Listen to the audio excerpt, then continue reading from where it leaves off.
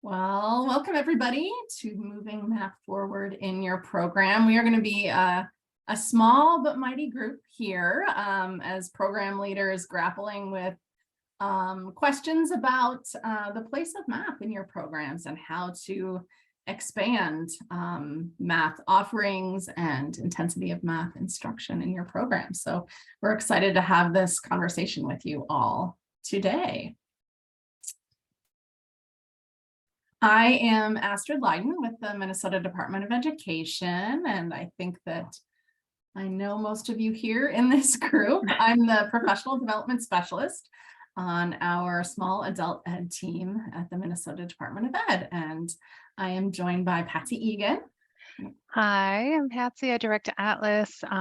We're housed at Hamline University. I think I know everybody, or at least the names, everybody here. So welcome. And sadly, Megan, although here, is not feeling well. So we may not hear or see her, but she will chime in the chat. So we are so glad that she is able to join us in whatever capacity today, and hope she feels better soon.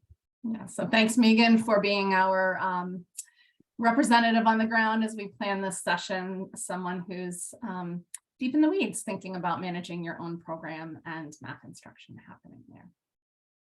So we want to start by just doing a little bit of reflection about this morning. Hopefully most of you were able to join the keynote and the workshop that Dan Meyer led. I know Patsy and I were just chatting about all the reflections we're having and exciting ahas. So we wanted to hear from you. What stands out to you from this morning's workshops? We're a really small group, so I would encourage you just to go ahead and raise your hand and unmute and tell us what's on your mind. What are you thinking about after Dan's sessions? I think people could just turn on their cameras too, or it'd be nice to see faces. There's only 10 of us, so go team. I see a Jamie. Yay. Brave soul. Yeah. Hi, Patsy. Renee. Hi, Renee. Hi. So I'm seeing in the chat, the keynote had a lot of math, and that's maybe not everyone's strength, right? So looking at some of the afternoon is to maybe a way to balance it out. And Megan, we were thinking about that too, the pondering the way we use mistake. Thanks. Errors versus mistakes was interesting. Yeah.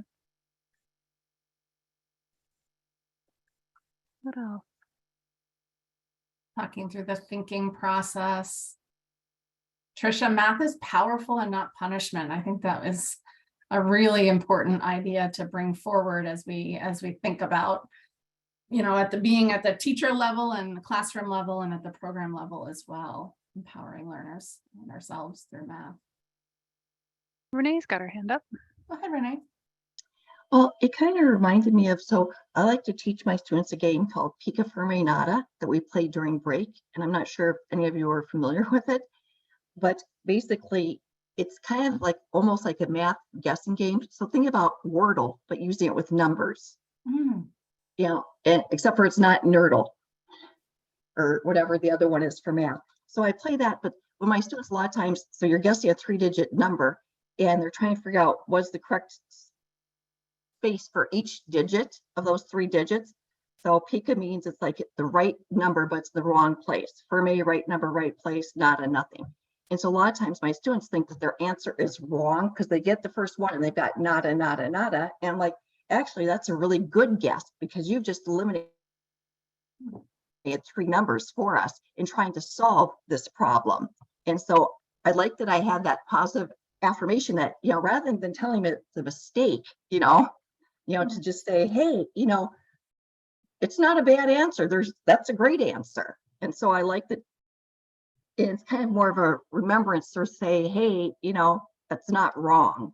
I think I need more of that information too, just to remind my mind. There aren't wrong answers. You know, there's just ways of doing them differently. It's like I have students who also recently, a new student, and I think maybe she's from, was it Cambodia or something like that? But she was trying to understand how the book was showing her how to do a math problem. And I was like, you know, and she's like, well, I learned how to do it this way. I'm like, well, if you learned how to do it that way, that's perfectly fine with me. I'm not the math teacher who says, you know, you got to do it certain ways. I want you to pick the tool that you use for you And I actually got out the, because I had ran the board there too, the from CCRS, the what do you call those things? Sorry, I'm brain dead right now. Math practices. Yes, the practices. So I was able to say, so see what this practice is. Number 4, it says, this is where you're picking the right tools to solve the problem that you need. So I kind of like the hearing about some of that stuff this morning. It helps me to reaffirm, because I'm the only one in my classroom. I'm the only one who teaches GED in my district. So that's why I'm in this meeting here too. And then with that, I'll stop talking. Well, thanks for those reflections, Renee. Sounds like the morning really got a lot of us thinking. So Patsy, would you like to share your screen? I can sure try. We were just saying that normally our colleague Christine does the mentees, so we're going to give this a go. But here's what you need to do. Go to mentimeter.com and then type in this here. Here, let me put it in the chat for us. This here number. We just have a couple things we'd like you to reflect on. So check the chat.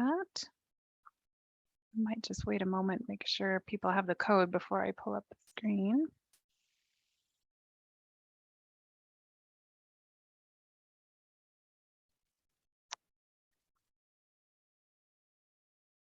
That working for everybody? I don't see any answers yet. Let's see, is it working?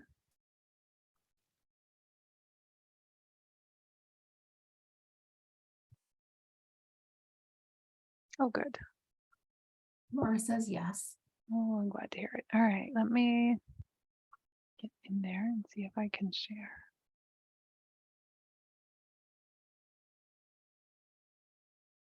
Oh, good. All right, and there are 2 questions. Let me share these first. So let me steal the share from you, Astrid, here. That's good.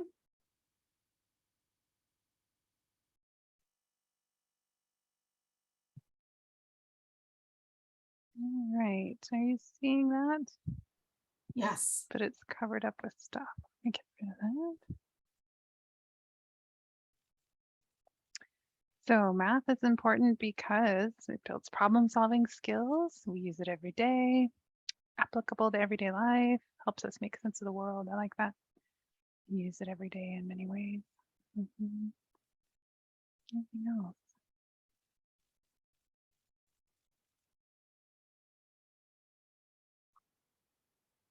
All right, let me see if I can go. Oh, yep, another person. I'll give you just another moment here if you haven't chimed in.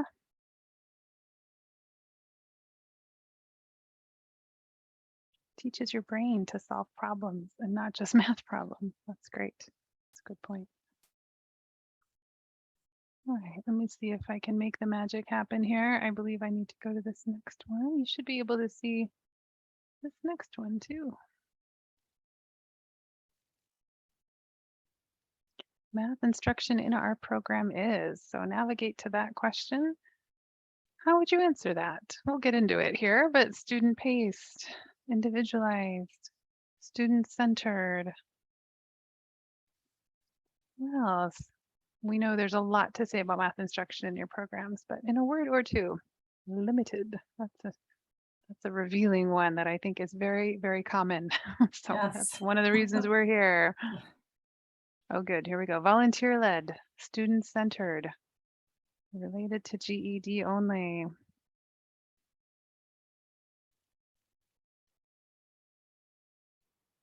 Anything else? Needed for our students. Student-paced. Currently non-existent. Well, that's brave. Thank you. Yeah. And I think not uncommon, to be honest. All right. All right. I don't know how many people we have, but it seems like that might be everybody. So I'm going to go ahead and stop sharing and let you reshare, Astrid. Oh, a couple more here. Students can pace themselves, individually focused. Yeah, great. Yeah, so range of responses. Yeah, thank you.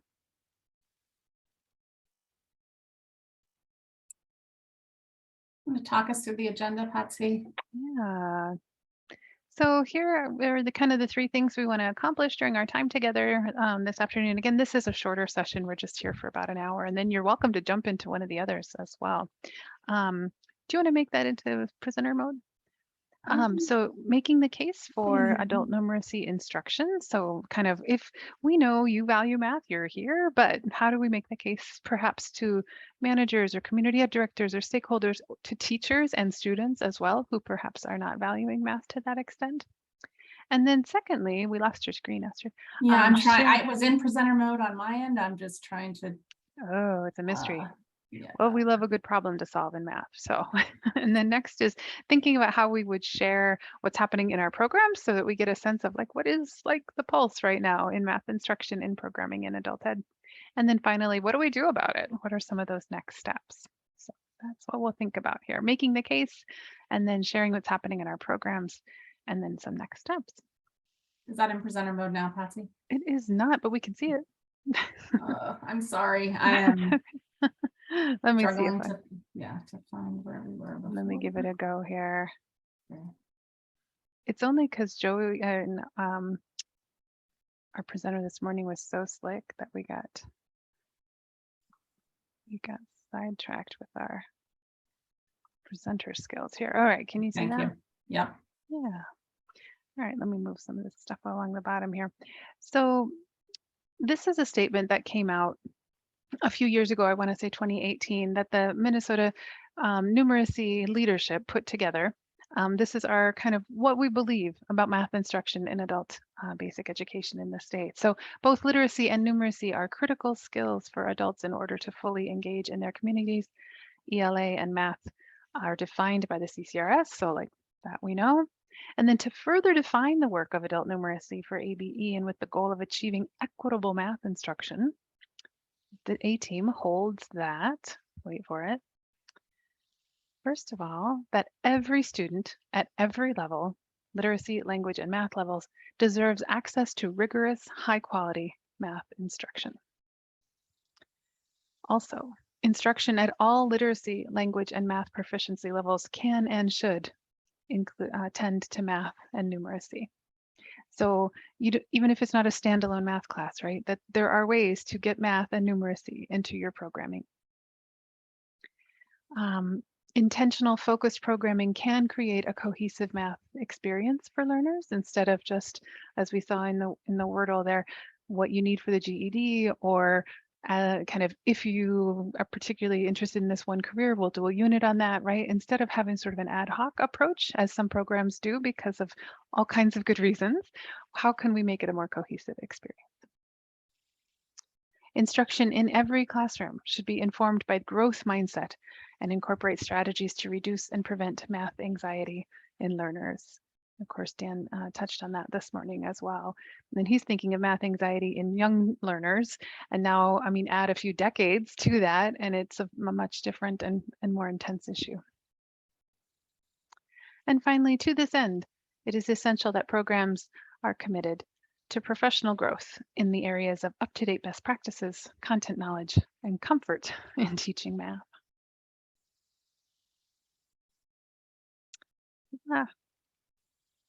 So we know that you value math. That's why you're here. So one of the things we want to think about is how we make that case to others. So I'll go to Astrid first. Yeah, so we'll keep this brief, but we want to give you just a few talking points and things to think about and resources as you communicate with your colleagues and your teachers and your administrators. So let's go to the next slide. So one thing that we know, drawing from the data out of the PIOC study, which is the Program for International Assessment of Adult Competencies, is that only 9% of US adults scored in the highest numeracy levels. So we know this, I think, from our experience of working with learners and being out in the world, but that this is an issue in our country and around the world. And you can look to this study. There's a great clickable map where you can go to your particular county to look at the data around math and literacy instruction in your county. So this could be a data source as you talk to colleagues and think about expanding math in your programs. And we did put that that map in the larger Padlet. And Christine, if you don't mind dropping that, I think it's in the very beginning of the chat. You can find it, or Astrid, if you have it handy. The Padlet for the Math Institute, there's a section there just for this session, and we have dropped the link to that. And it is super interesting to look up your county and see how your county did on this adult literacy and numeracy.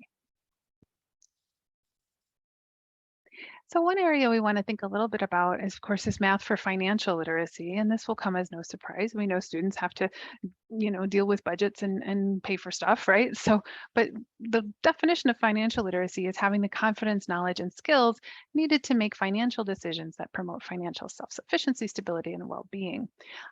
So we all maybe had to take some sort of consumer math thing in high school, and it was probably woefully inadequate as to what you actually end up having to do as far as budgeting in adult worlds. But these skills include how to locate, evaluate, and use information, resources, and services to make informed decisions about financial obligations, budgeting, credit, debt, and planning for the future. So it's more than I remember in high school.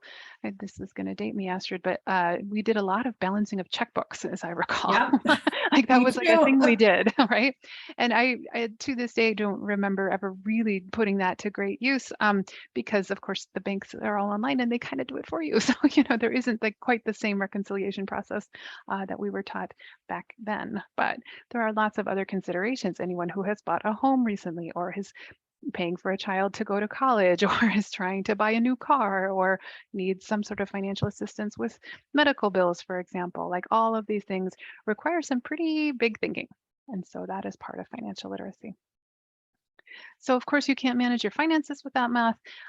Consider the numeracy skills that you need for money management, credit, debt management, risk management. I just met with my retirement person here at the university, and they use a lot of words I don't know. So like you have to have kind of a baseline knowledge of math to see what's going on there, particularly with investments and retirement planning. So there is a wonderful resource from the Teaching Skills That Matter initiative, and that's an Octave initiative that some of us have been involved with. And the financial literacy brief is really just a short, it's like a 6-page article about financial literacy specifically as it pertains to adult learners. And we have linked that in the Padlet. So another area, and now more than ever, we're thinking about health and how we keep our families healthy, and what is health literacy, and is there a math connection? Well, there absolutely is, and it's not too hard to kind of pull that thread and see how it's all connected. Health literacy is the degree to which individuals have the capacity to obtain, process, and understand basic health information needed to make appropriate health decisions. So numeracy does play like a critical role, of course, in your ability to make decisions about your own health.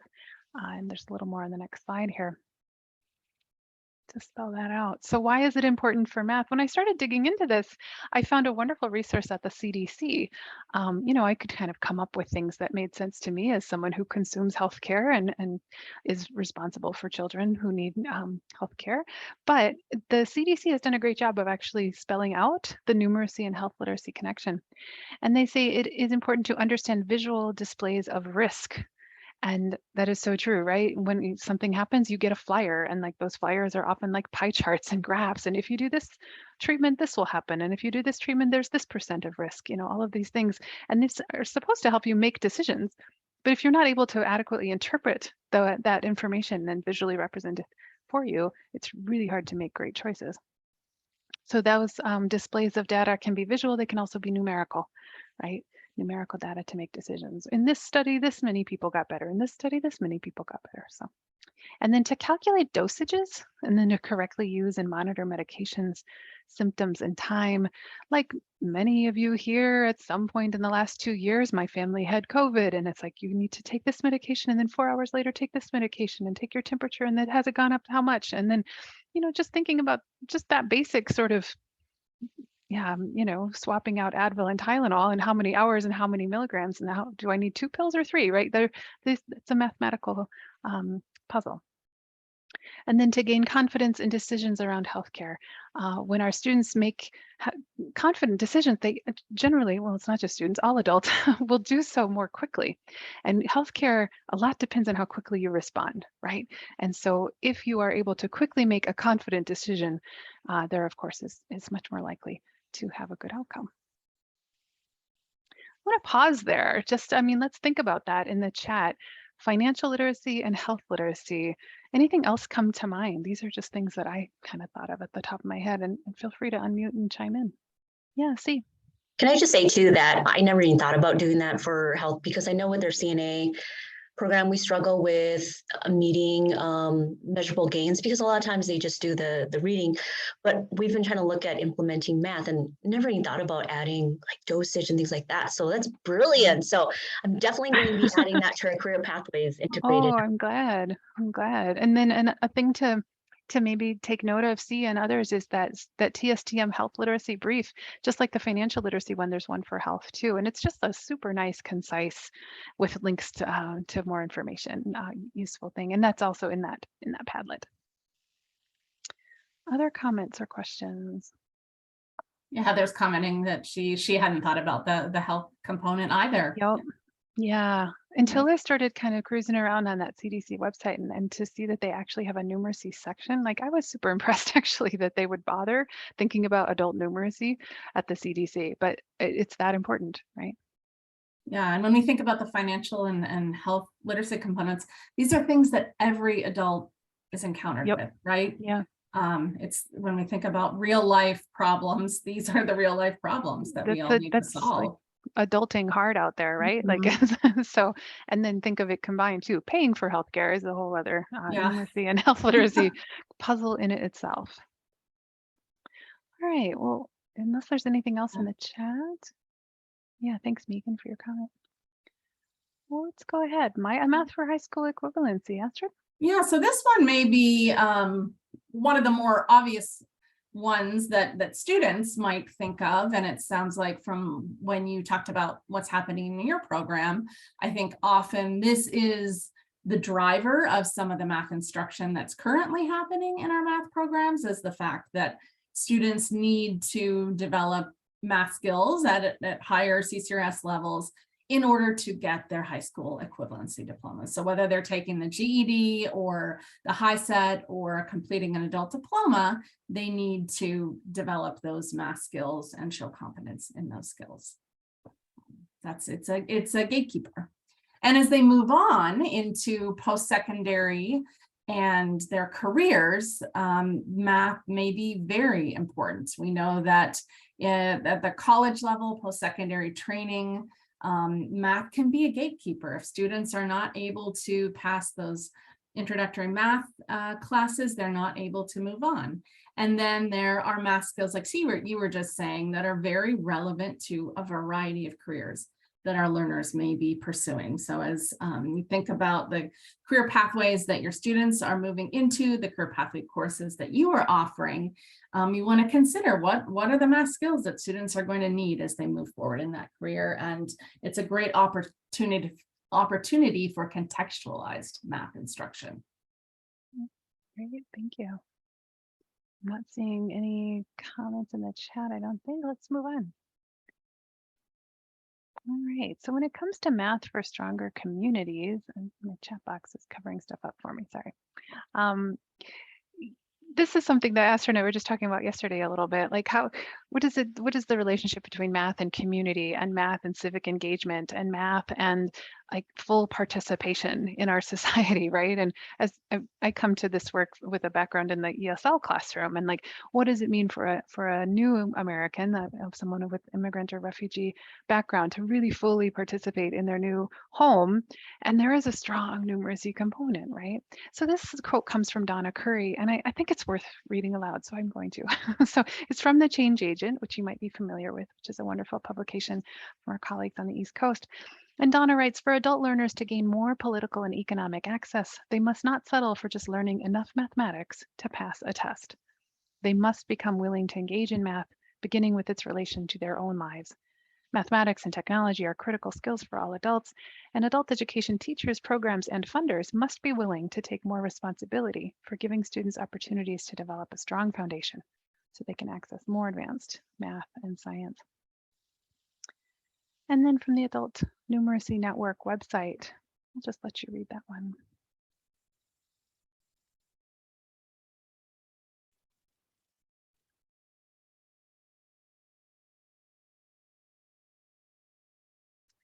So we say this not because we think you don't think about these things or don't know, but like these might be handy quotes when you're out there writing grants or when you're presenting to people who make decisions about how you're going to allocate your offerings in your programs. Like this might be helpful to you. And so we're just bringing it up now, making the case for adult math instruction. It's, no one's going to say math isn't important, but it never sits on equal footing with English language arts, right? And why is that? So thinking about how do we reframe a little bit and think about all of the ways that math actually keeps our students from fully participating in their own lives. Anything you'd add, Astrid? No, just with those key ideas sort of sitting in the back of our minds, we want to move now into digging in a little bit into the details and nitty-gritty of what is currently happening in your programs and what some of the successes you may have experienced are and what some of the barriers are. So we're going to do some of this sharing individually via a Padlet, and we're going to give you a few minutes to work independently to reflect on your own experience in providing math instruction and designing math instruction in your programs. And do you have the link handy? I'm going to put the link in the chat right now. Great.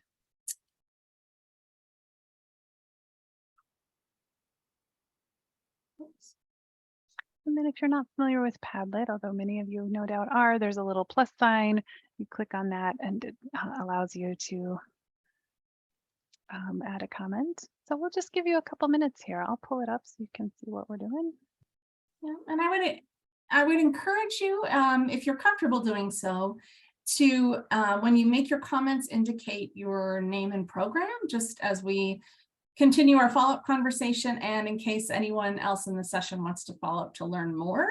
Of course, you can leave it anonymous if you'd rather do that, but that'll help us as we continue to network and share information. So what does numeracy look like in your program currently? So think about, is it being offered as a standalone course? Is it integrated into other classes? Are students required to take math? Is it optional? What are some of the successes you may have had in math programming? And then what are any of the barriers that are stopping you from offering more math in your program, or are preventing teachers from teaching more math in their classes? Give you a few minutes to think and share via the Padlet.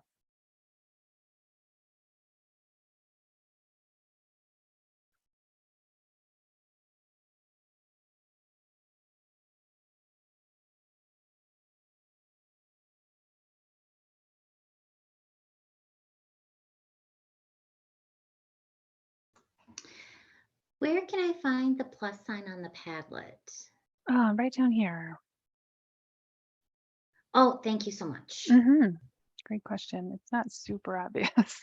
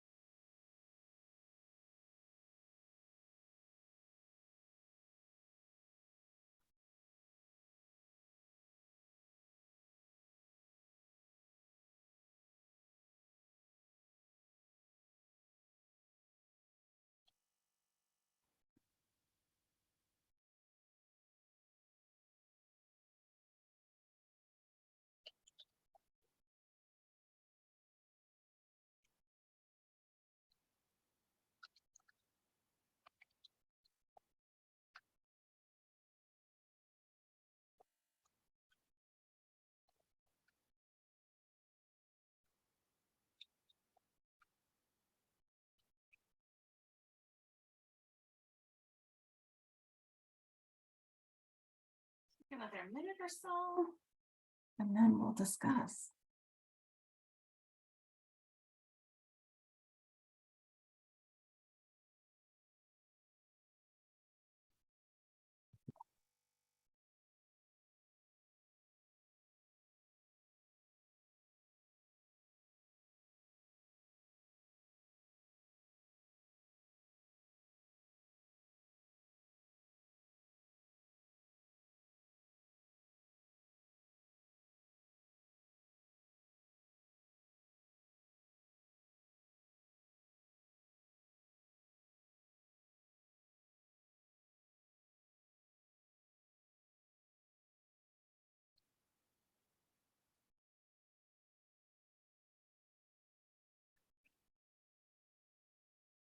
Okay, let's dig in here and talk a little bit about what you've shared via the Padlet.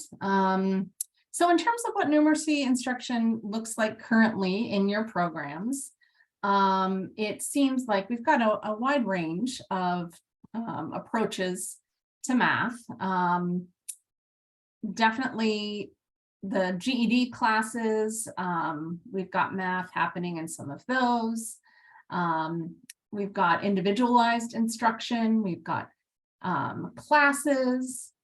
I wonder if one of you would be willing to unmute and talk a little bit about why math is the way it is currently in your program. What are some of the reasons that have gone into the delivery model that you're using currently, and what are pros and cons to that model? Anyone willing to share? I And can share. oh, good, Abby, go ahead. Abby. Thanks. So Summit's a little different in that we just offer GED classes. So our program model is really focused on those 4 subjects. So we do have like a standalone GED class. So that's kind of why it looks like that in our program, but it does tend to sometimes get too, like, I think it can get too focused on like the test, right? Yeah. So but that's why we have math. And I mentioned in my post too that, like, I think we could bring more numeracy skills into the other subjects as well, a little bit more than we do currently. And obviously on the GED, there is some of that in those other sections too. So yeah, that's what it looks like at Summit. Okay, thank you. Thanks, Abby. Who else? I'm Be curious. brave. Yeah, go ahead. Nope, go.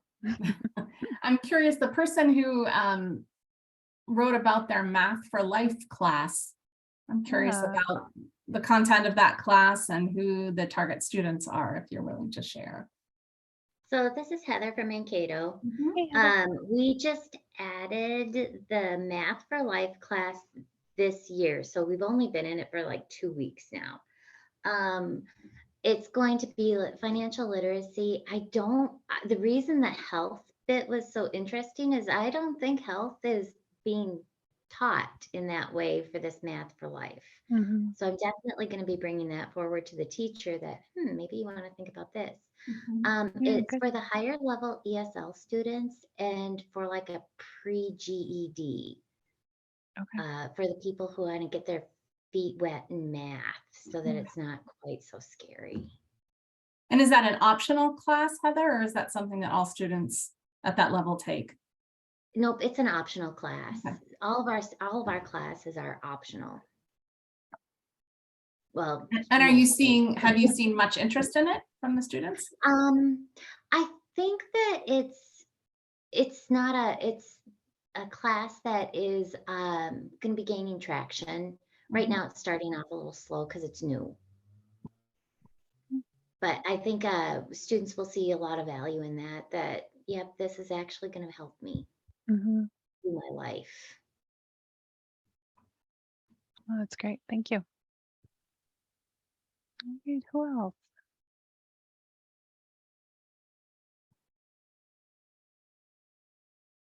Other models are represented here.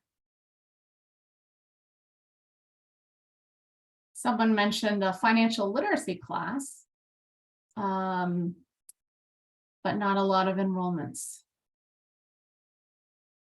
Interested in hearing about that.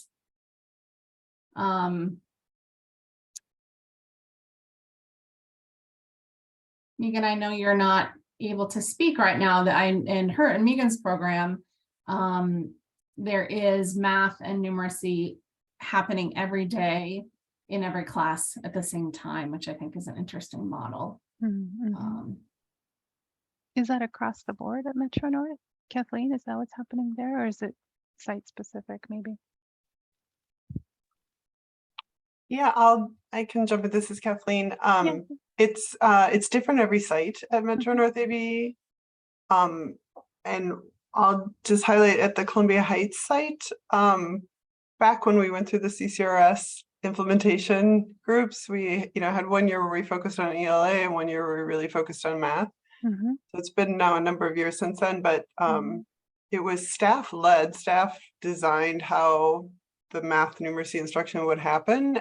So it's really helped with staff investment in the process. And basically we have 7 levels of ESL. So basically from like level 2B on up, those folks get sorted into math groups.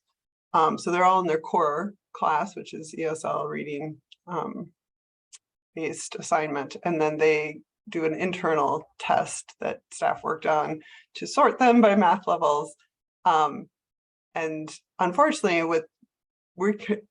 fortunately, we're still online, so there's good things about it, but unfortunately there's more limited time. So the math groups meet just once a week. But they get really focused into their level, and then it's really cohesive as they get to move across all the levels. So yeah, so staff did a great job in designing that.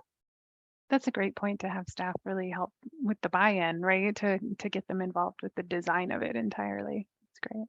Absolutely, and certainly something to keep in mind for those of you who are interested in expanding your math programming, thinking about how that can be shared leadership across your program among administrators and teachers, to think about how that can happen. Yeah, and I appreciate that it happens within ESL context as well. It's exciting. What else is standing out to you, Astrid? Moving on maybe to some of the math successes and barriers. I noticed that many of the barriers that people mention have to do with staffing and lack of teacher confidence, lack of teacher training. I wonder if you'd be willing to talk a little bit about how you are providing a math teacher and math instruction via Zoom and a robot. And the robot. Tell us about the robot. To help address this issue. Yeah, absolutely. Yeah, so Matt is our only math teacher in the consortium here, and Marty had talked about how she had some students who were struggling with the math portion of the GED, and so this was actually before COVID, so we were on Zoom before it was cool, but we were using I think it was Adobe Connect, and then we switched over to Zoom. But Matt was joining, connecting to Marty's classroom there, so she set up the smart board and the camera, and then Matt would teach the math, and then I think they passed, I don't remember, but then as COVID happened, and then we got some money, and so we used some of that money to buy this robot. And so I saw it when I went to visit the IT guy here at our college, SMSU here, and he had these 2 robots, and they pretty much look like tablets with a pedestal, and they're on a little Segway. And I asked him what they were, and he said that they were these double robotics, and they're used for web conferencing. And so the education department had written a grant for the professors to use when they are observing student teachers. And the COVID happened, and they actually were still able to do student teaching without the professors going into the classroom. So then the idea was like, I need to have that. But I never had money until we got federal money. So I purchased 2 of those, and I sent one down to Minnesota West Tech College down there. When they do their welding, Matt also does the math part of that, the blueprint teaching. And the teachers that taught it before the professors that teach the welding part, they're not very tech savvy. And so whenever it was Matt's turn to do blueprint, he'd always just be staring at a wall, and he would teach the class, and the students had questions and he wouldn't know. And so with this robot, he can control it. He just pulls up actually it's much better to have like a tablet because then you're not using your computer because if you're using Zoom. But he was able to navigate around the classroom and his face showed up on the tablet and the students could see him, he could see them. Now he didn't have to rely on that professor to set up the camera or anything. And he just needs Wi-Fi and it was awesome. It was amazing to be able to do that. What a wonderful creative approach to an issue, and a wonderful way to provide additional instruction to students around the consortium using the resources. Yeah, it freaked some people out, but it was once they I warmed remember up, it was you fine. showed us a little video and it's like you guys in Marshall are like living in the future. It's very cool. Yeah. Awesome. And I think Thanks for sharing it that. points to, you know, now that we are most programs are providing some form of online instruction, that is a potential solution for learners who are willing to engage in learning online, that if you do have teachers who have more training or experience or availability, that's a way to provide some math instruction. Mhm. Yeah, and I do want to add one more thing that I didn't put on there, if that's okay. Absolutely. Yeah.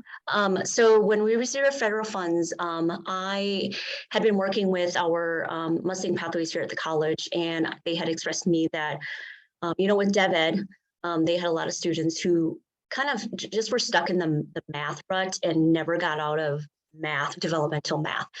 And because a lot of the professors, they're not really teachers, they're just somebody who's an expert in their content. And so, but you need a math, or you need a master's to be able to teach these development ed. And so I was able to pay for Matt. Now he's working on his master's. And when he's done, he'll be able to teach the developmental math and hopefully push those students out there. So we're really excited about that.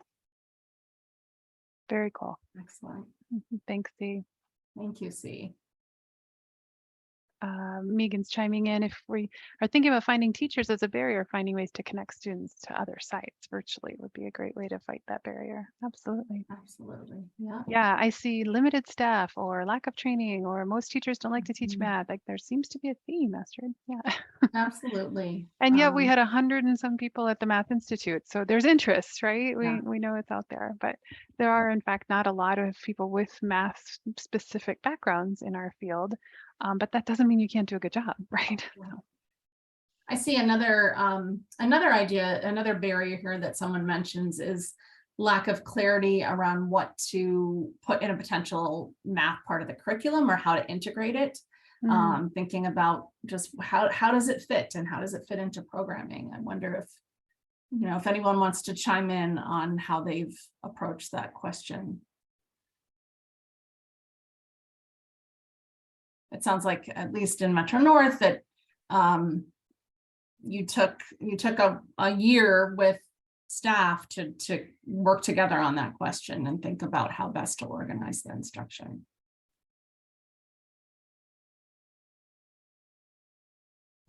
Well, we're finding out for our North Consortium where we had the same thing because we don't have enough teachers to teach everything.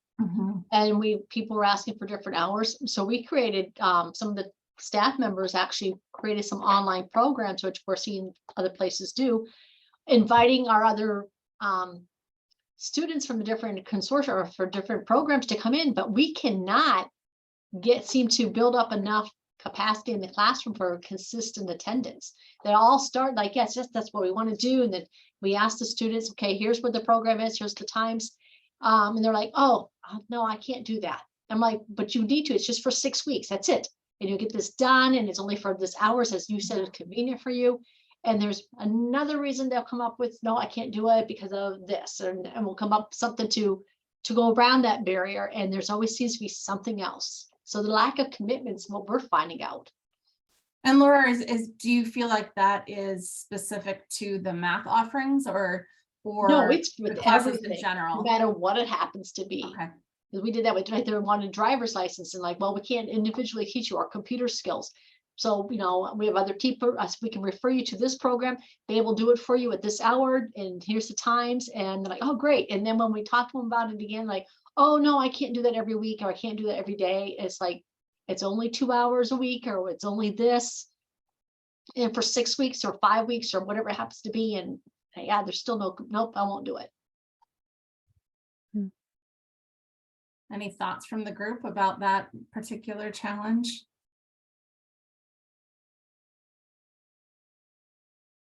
I know it's a widespread one right now, both getting students into programs and keeping them there.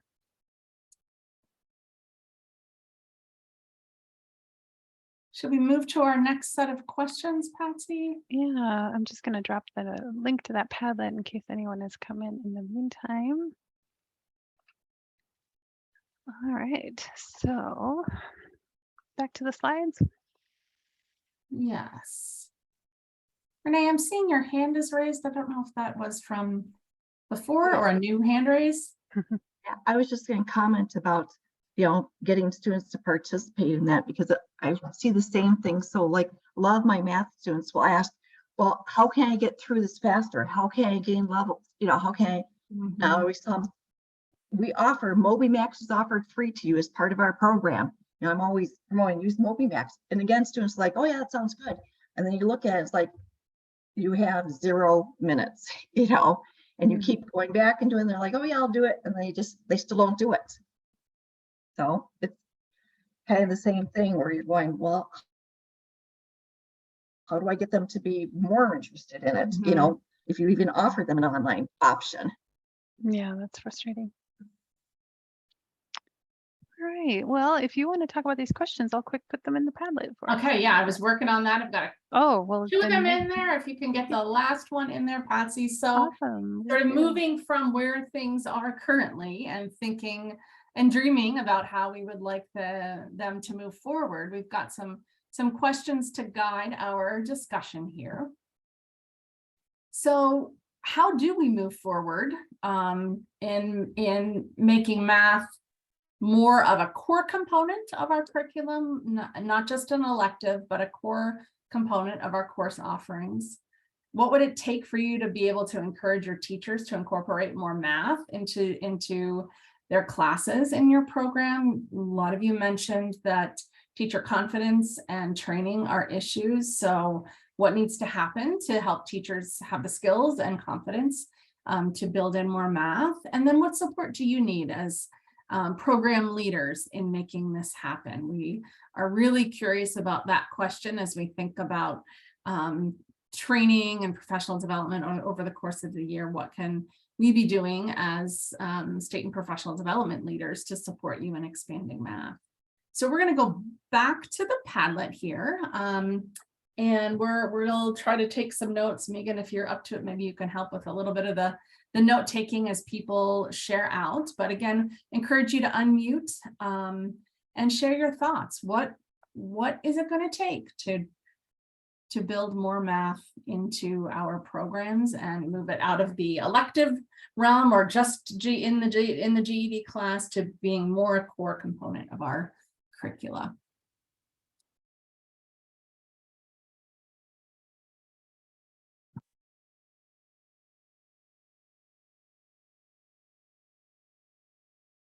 Well, I know our program, we do it all. So it's not lack of teachers not wanting to, because it's just me, basically. Elise here doing more of the testing, and on the days that students are actually here, it's just me.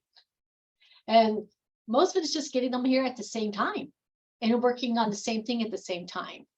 They're like, get started on something. We used to have like small little mini classes, and we thought that was great, and it worked for a couple of weeks. Then after a while, they were so many other commitments that they had, and so it's been very difficult to get that back.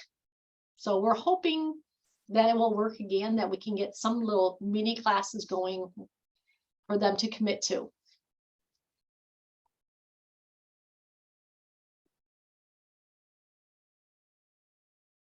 Thanks, Laura. Thank you. Can I chime in for a moment? Please do, Lindsay.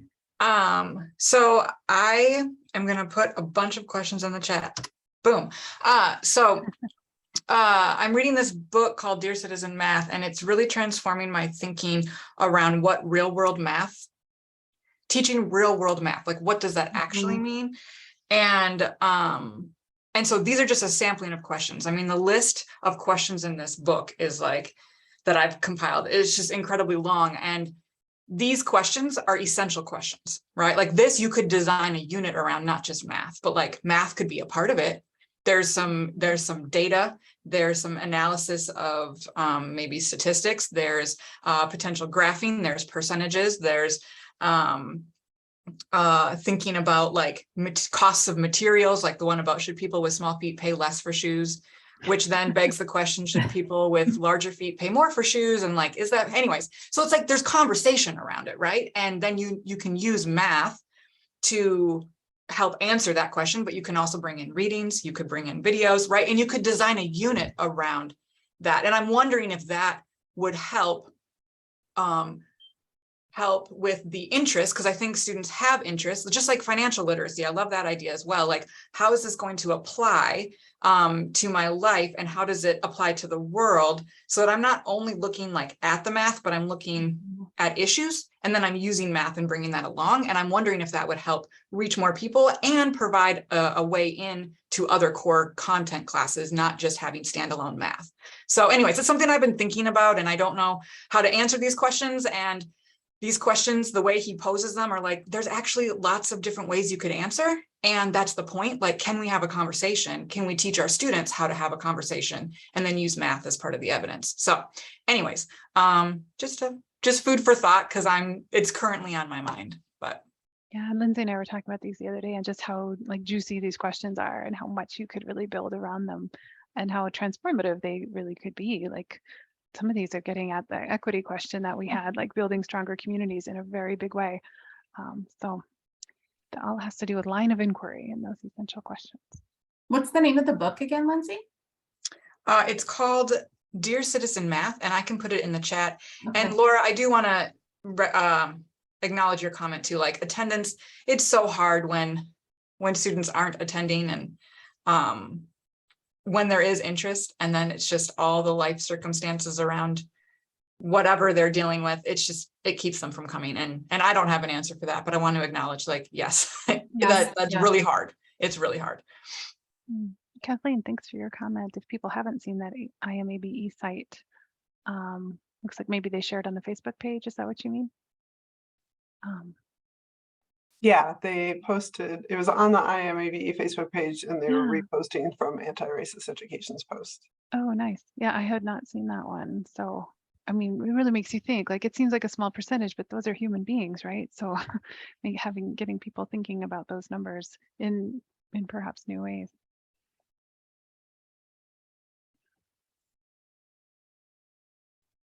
I'm seeing some comments coming in about English language learners who may want to prioritize focusing on English skills.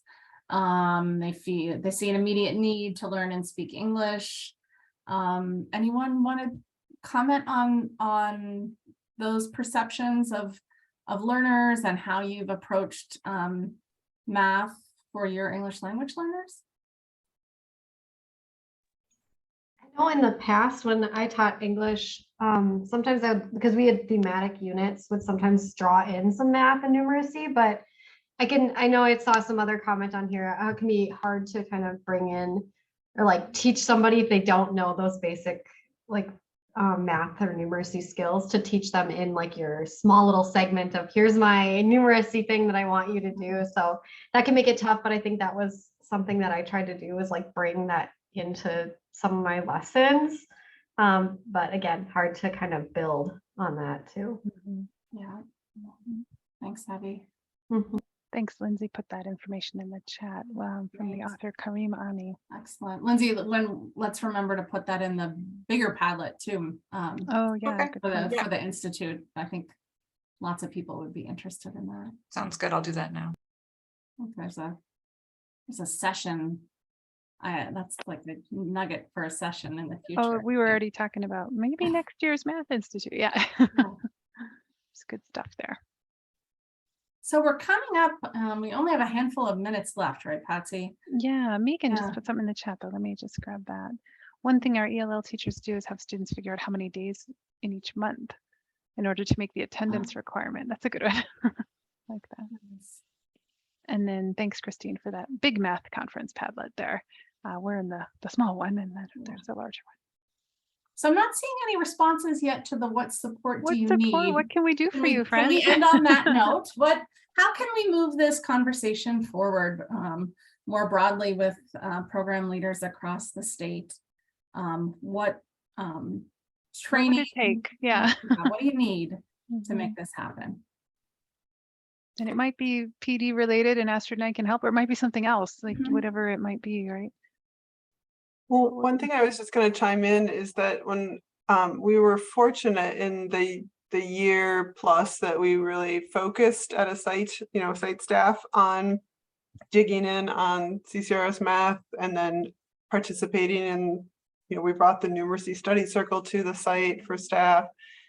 The thing that we were fortunate is we had funds to pay for additional time for folks to participate in a lot of PD because people didn't feel confident, right, in teaching math initially. And I would say through participating in a lot of that training and group work together in their PLCs and so forth, I've just seen great growth in confidence. So if there's a way for sites that don't have, the extra funds for doing that, that might be something to look at. And then unrelated to that, but just to say, when you're talking about financial literacy, I know there's lots of different curriculum out there, but highlighting some great ESL financial literacy curriculum and some trainings around that, I think would be awesome. That's a good idea. Yeah, really kind of highlighting some of the things that would make that work easier if you've not done it. And I appreciate the observation and mentorship. Like if we could get teachers out of seeing how it's done elsewhere, I think it takes some of the mystery out of it. It's still hard, like all of it's hard, but at least gives you something to start with.